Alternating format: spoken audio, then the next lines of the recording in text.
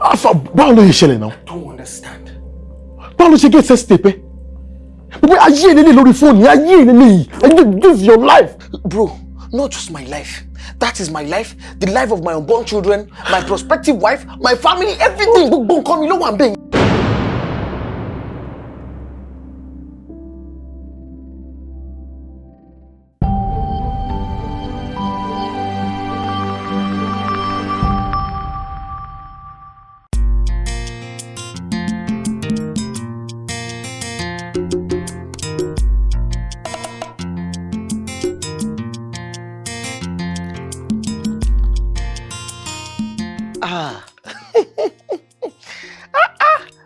Vita, ó ṣe rí real life náà lórí PS.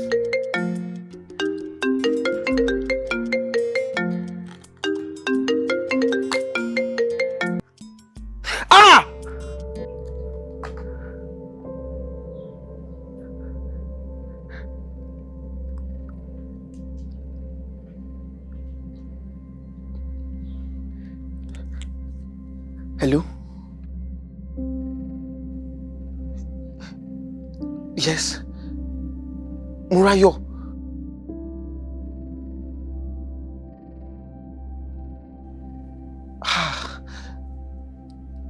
Kí ni nǹkan tó fẹ́? 5 million naira. Owó kí ni? Ibo lo ti rí sex tape mi?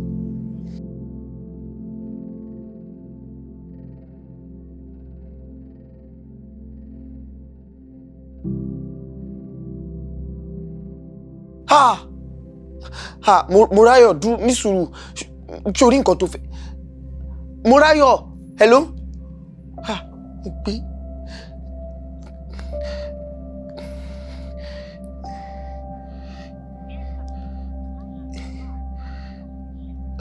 Ṣé o tún block line? Block line. Block. Ó kọ́ tó block. Mo gbé. Bó mo ti fẹ́ 5 million naira. Femi.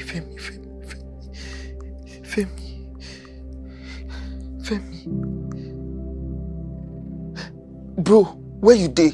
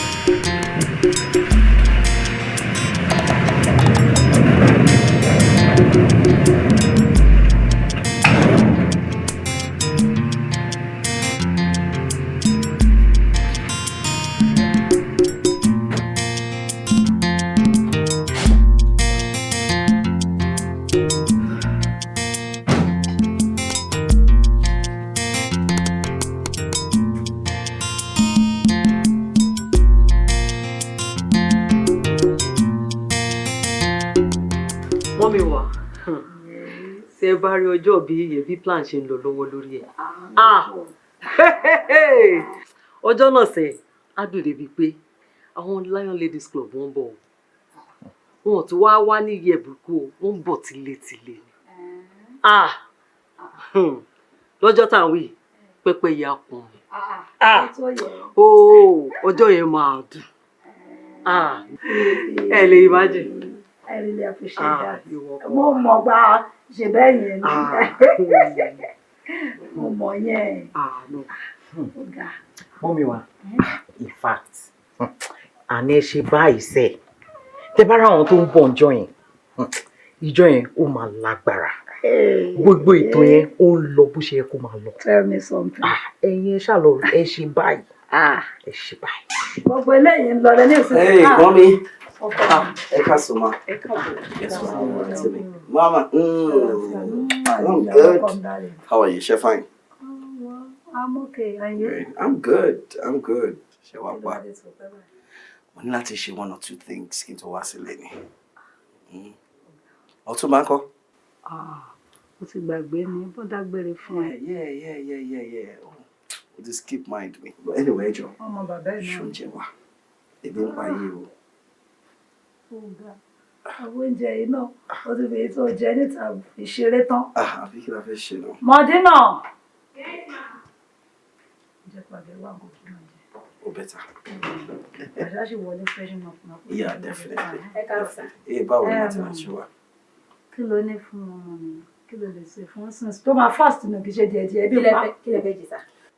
Anything tó bá fáyé ayé máa jẹ. Noodles ńkọ́? Àyà jẹ noodles. Okay, mo dé tán sí. All right, má pẹ́ o, má dáyé dúró. Náà máa kó fi noodles ṣọ̀tá ẹ̀ léṣe noodles náà tún láì jẹ́ pé kò sóúnjẹ Mommy, mẹ́lẹ̀. it's fine. Kó ṣáà ti láta, kó dẹ̀ lẹ́yìn tó ẹ ṣàmù. Ẹ jẹ́ kí aláwọ̀ yín pẹ̀lú àwọn tí. Ó dáa o. All right, ẹ kú jókòó ma. Yes, ma. Ó pọ̀. Nǹkan tá à ń ṣe lọ́wọ́, màá máa jẹ́ kó mọ̀ létà.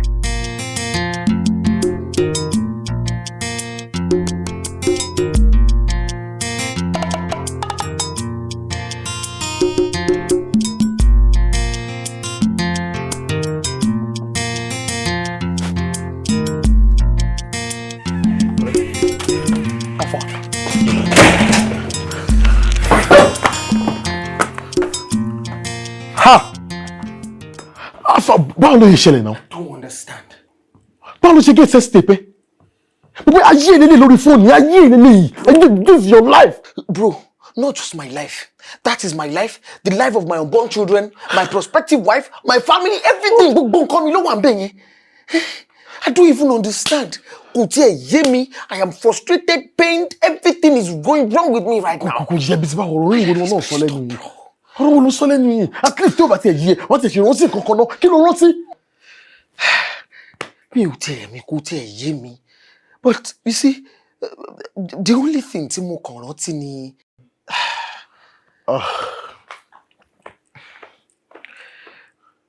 Ó mọ̀ mí now. This girl kept coming. Mo kàn ń rí often and often. Ó kàn ṣáà ń wà lójú mi all the time. Gbàtẹ́ mi dẹ̀ ti observe pé ó dà pé ìta lọmọ yẹn wà. N kò dẹ̀ gbé súnmọ́. Ó dẹ̀ gbà. Wá bá sùn. Of course, trust me now.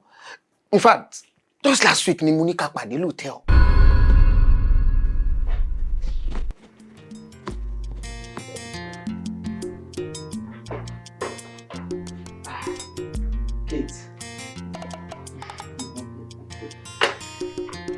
Kate, ọmọ oró mi, ọbí mo ṣe wo ojú ẹ̀ yìí, má sọ fún mi pé o ti rẹ̀ o. Because bẹ́ẹ̀ mi ṣe wà ní òṣèṣe bẹ̀rẹ̀ ni. Kò tiẹ̀ rẹ̀ mí, kàkà kó rẹ̀ mí, màá yá mú rẹ̀ lójú bíbí. What? Did you just say that? So think, èmi máa rò pọ̀ ọmọ Igbo mà ní ẹ̀. Of course you are. Bó ló ti wá rí gbogbo kàkà kó rẹ̀ mi máa mú rẹ̀ rodo. Yorùbá ló nìyẹn mà ní. For someone who has lived in this Lagos for 15 years. But then you're not sure who or not taking man grab. Because there are people that have lived in this Lagos for over 30 years. I want to reach you to be outside of like. Okay. Meanwhile, kò lè fi gbẹ̀mí pípẹ́. Ó máa gbé e débẹ̀, máa dá ẹ padà. Èmi ní Angela máa débẹ̀. Èmi Bílíkísù máa ń mi lọ. Ṣé bébì? Gbé kínní yẹn lura.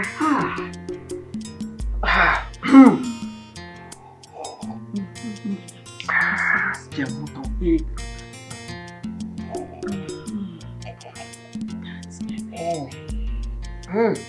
Orí bómi ti ó máa fi kan yẹn ni.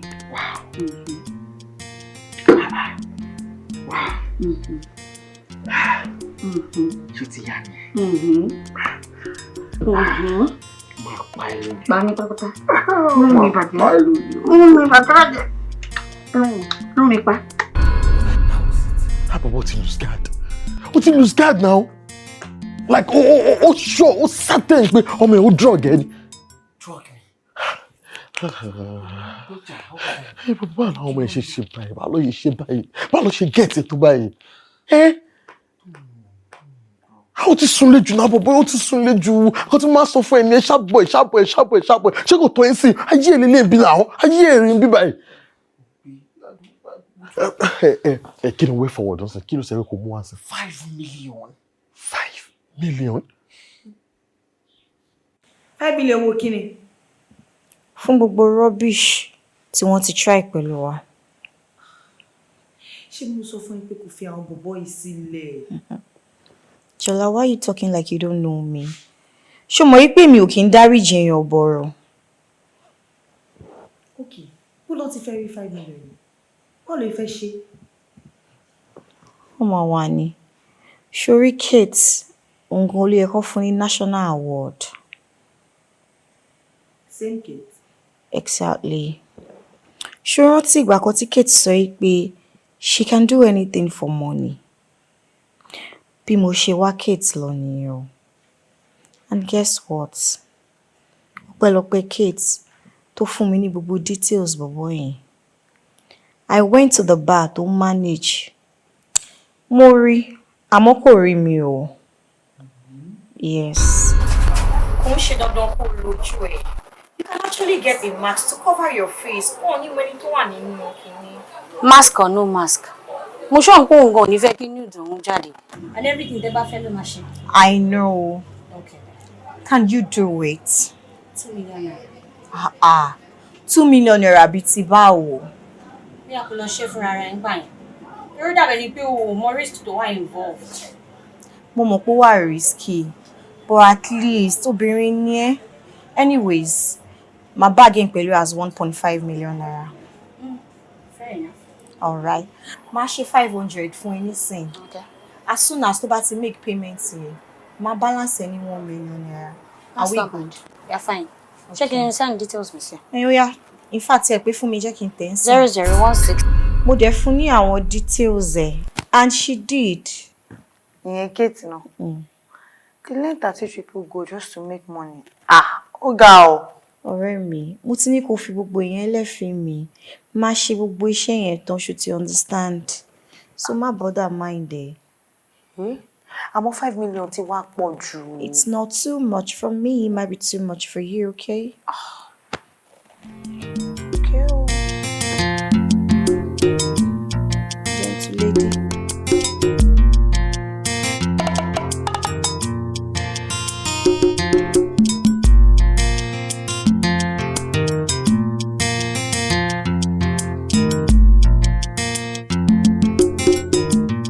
Ìṣòro ìtàn sọ yẹn dùn. Ọ̀dọ̀ rẹ̀ mi lórí tibí tí ó ṣẹlẹ̀ yẹn. As I speak with you, mo ti rí 3 million naira. Oh, o ti rí 60%. Yeah. Good one. And mo ti bá Túndé náà sọ̀rọ̀. Nǹkan tó bá lè rí raise for me so that I can, get it done and just let it go. So mo wá wò pé iye kan lábàáhùn kò ju mẹ́ta náà lọ. Èmi, ìwọ àtòun. A jọ ń ṣe náà ni. So èyí tó délẹ̀ hazard iṣẹ́ wa ni. A jọ máa tàn náà ni. Kí ni ìwọ fẹ́ fún mi? Well, firstly, jẹ́ kọ́kọ́ commend ẹ̀ náà. Because ní economy tó wá àti tó báyìí, pẹ̀lú gbogbo rògbòdìyàn tó ń lọ ń lù yìí, o dẹ̀ rí 3 million, spare 3 million ṣáájọ́. Hard work ni, mi ní parọ́ fún ẹ. But another thing is the fact that for me, like right now, mi ò lówó tí mo lè fún ẹ. Like, mi sẹ́ pé mi ò lówó tí mo lè ná o. Yeah, I have money for personal needs, but spare money tí mo lè fún ẹ kò fún àwọn kan, èmi ò ní. I'm just being honest with you because mo lè promise ẹ pé màá bá ẹ wá lọ́jọ́ báyìí kí n má dé padà bá ẹ wá. Fẹ́mi, kí ló mean? Nǹkan tí mo mean náà ló gbọ́ yìí, mi ò lówó. Oh, makes sense now. And that was why I asked you, kí ló mean? Because you didn't sound like somebody who, you are not serious about what you just said. Ìwọ gangan ló serious. Yes, because tó bá serious ni, you will understand facts wípé àwọn tó bá fẹ́ blackmail èèyàn, I mean blackmailers, wọ́n kì í dúró. Tó bá gbowó lọ́wọ́ ẹ̀ lẹ́ẹ̀kan, tó bá náwó yẹn tán, wọ́n á tún padà wá béèrè mi lọ́wọ́ ẹ̀. So are you not telling me that for the rest of your life, o fẹ́ máa sanwó fáwọn kan, add any money yẹn àti tèmi, kó máa gbàjọ, kó máa kó fáwọn kan, tó never stop. Fẹ́mi, kí ló wá fẹ́ kí n ṣe? 99 advisor, 1 helper. Kí ló fẹ́ kí n ṣe? Mi là ń sọ̀rọ̀ ẹ̀ báyìí now. Then now you should listen. We have to think. We have to think straight and look for a permanent solution to this. So what do I do? We find a permanent solution. How? Okay. So I have an idea. I have an idea. What's your idea?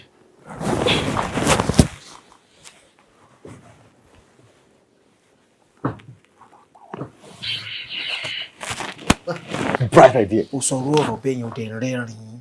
Are you that heartless? Abba. Solution now. This is not a good one. This is not a good one. I can't do it. Solution to provide for you. This is the only thing that will get you out of this mess for the rest of your life. Femi kò ń ṣe bí ká pààyàn. Wo bí má worry. Ṣé tó bá jẹ́ pé torí pé mo ní kó fún mi lówó, it's okay. Tó dẹ̀ fẹ́ fún mi, cause mo mọ̀ pé o lówó lọ́wọ́, o ò fẹ́ fún mi. Right. That's fine. No problem. Màá wá owó síwájú, màá wá síbòmí. Boy tó mú wá yẹn kì í ṣàbá gidi. But money, it's not about the money. It's not about killing people too. Mi ò lè pààyàn. Ó tó ní náà pa owó má pààyàn náà ń sọ. You don't do that. I can't do that. Gbogbo nǹkan ni mo lè ṣe o. Pé pààyàn yẹn àti kí n ṣe anything tó lè pààyàn or tó lè. No, I can't. I will never do it. It's not a good idea.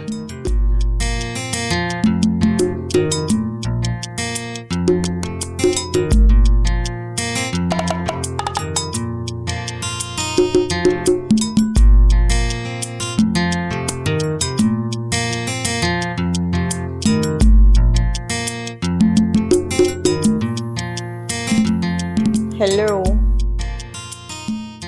Alpha.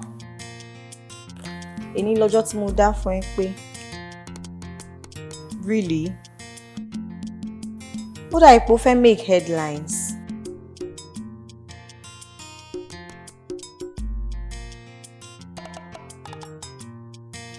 Kí ló mean?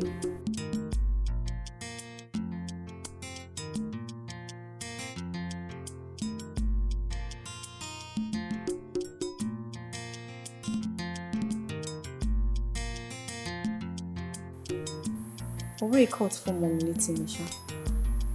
Kí ló ṣẹlẹ̀? O lè imagine nǹkan tí mo rí sí. Kí ni? Bọ̀bọ́ yìí release videos fún ara ẹ̀ ní ṣá.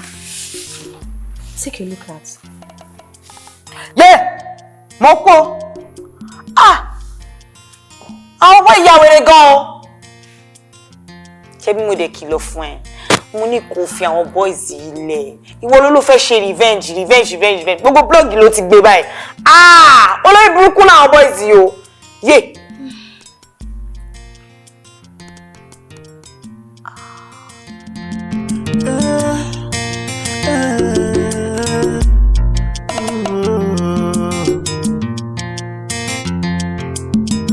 Ẹni ọ̀rẹ́ dùn wá kó rí o.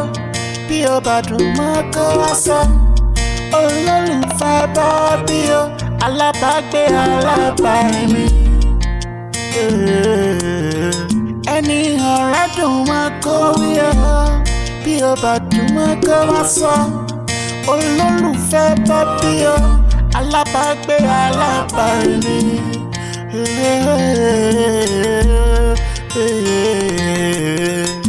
Alábàágbé alábàárìn mi o, alábàágbé alábàárìn mi o. Ewúrẹ́ lè hùwà ajá, ajá ò lè hùwà ẹdìyẹ. Ẹdìyẹ tẹ̀rí yẹn kò lè burú títí kó lóun fẹ́ fò bí ẹyẹlé.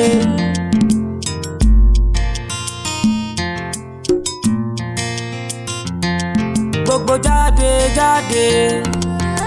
ẹ rọra máa ṣe ó tó tán lọ́dún eégún ọmọ alágbàtọ̀rọ̀ àkàjẹ́. ọ̀tọ̀ọ̀tọ̀ láàrin wálé ayé.